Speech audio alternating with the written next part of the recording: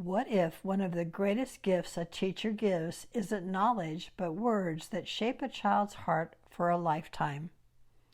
Hi, this is Robyn. I'm so glad you're here. If something you hear today speaks to you, I'd love to hear from you. You'll find my email in the episode notes. This week's Cup of Joy is called The Heart of Teaching. Last week was National Teacher Appreciation Week, and I've been thinking about the many ways teachers impact the lives they touch. We celebrate them for what they teach, reading, writing, arithmetic, but their influence goes so much deeper. When we send our children to school, we are handing over a precious treasure to their care. Teachers become a parent's eyes and ears away from home. They are often the ones who notice when something isn't quite right, when a child is struggling with belonging, making friends, or falling behind. They create a space where a child can learn listening and friendship skills along with their ABCs. Good teachers know how to step in when words begin to wound. Whenever I see a story about a teacher making a difference, I save it. Today I want to celebrate 3 teachers and their stories, not just because they are great teachers, but because their lessons expand beyond the classroom. They remind me to watch my words, to practice kindness, and to keep my heart open. They inspire me just as they inspired the children who were fortunate to be in their classrooms. Karen Wunderlich Lowe, a teacher at an Oklahoma middle school, created a process for students to let go of the baggage they were carrying. She asked students to write down their burdens on a piece of paper without including their names, things weighing heavy on their hearts.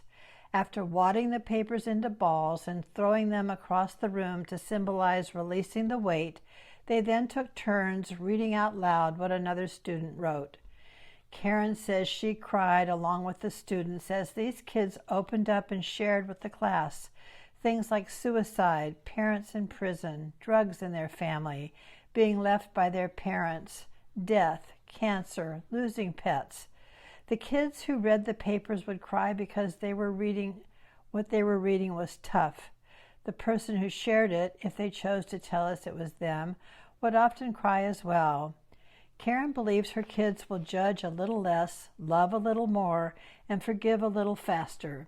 This bag of crumpled baggage remains at the door as a reminder to her kids that we all have baggage. We are not alone, we are loved, and we have each other's back. Matt Eisendinger recently retired from teaching middle school in Minnesota. His book, Sticky Notes, is a collection of 100 true, uplifting short stories from his 15 years in the classroom. One story is about a middle school boy who wore a small pouch around his neck. Sometimes during conversations, he would reach up and rub it gently with his fingers, almost like a talisman. Curious, Matt asked him about it. The student said it contained prayers his family wrote for him, prayers for peace, love, and kindness, all folded up and bound together. He told Matt that when he talks to people, he rubs the pouch and sends the family's prayers onto them because not everyone has those things. That young boy carried words of peace, love, and kindness and offered them silently to the world around him. But not all words are offered in kindness. Some arrive loud and sharp, leaving wounds we cannot see. I remember as a child being taught to respond to mean words with, "Sticks and stones may break my bones, but words can never hurt me." But it's not true. Bruises and broken bones heal, often completely, but hurtful words may last a lifetime. Sivan Caro decided to teach her elementary class about the power of words by taking a clean sheet of paper with a heart drawn upon it. She prefaced the lesson by saying she had heard some unkind things being said at recess and that she wanted to talk about how important our words are. She asked students to pretend the sheet of paper was someone's heart and instructed them to shout out unkind words.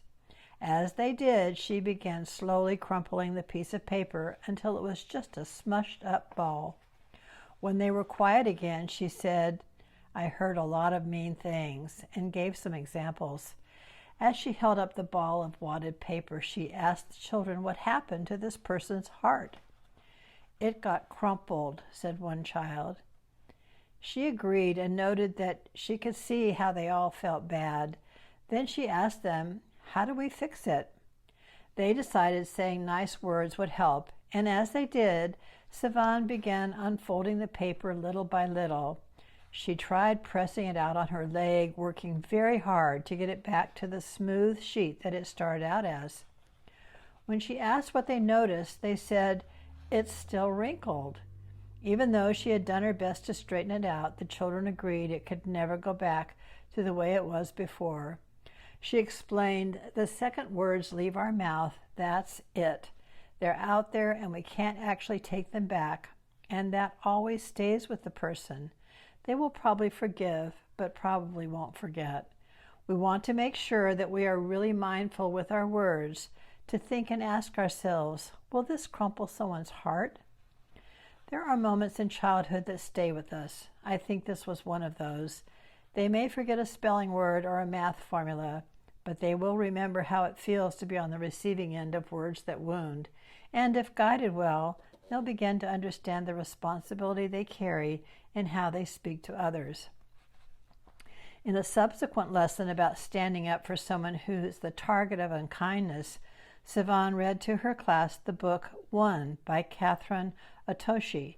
This simple story demonstrates how not saying anything allows harm to grow unchecked, and how much courage it takes for just one person to stand up for someone being bullied, whether it's physical harm, verbal attacks, social shunning, or cyberbullying. We know that bullying doesn't end when we leave the playground. It doesn't disappear with age or accomplishment.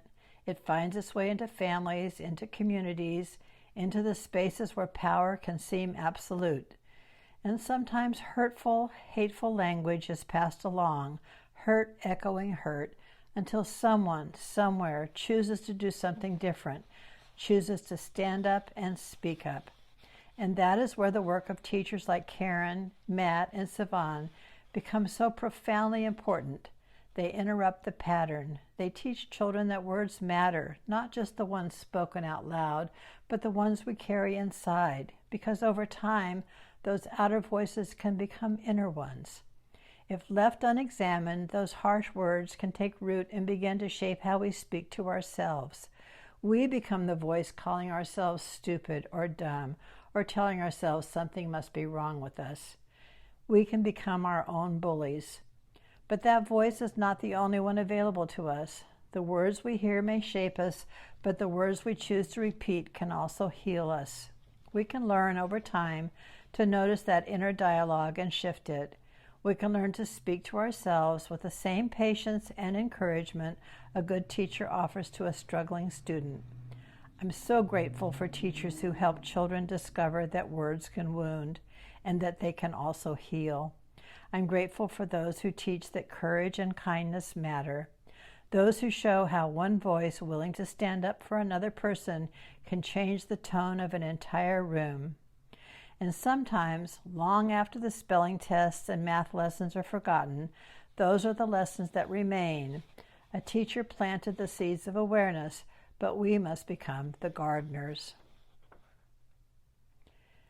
Until next time, may your words leave kindness in their wake.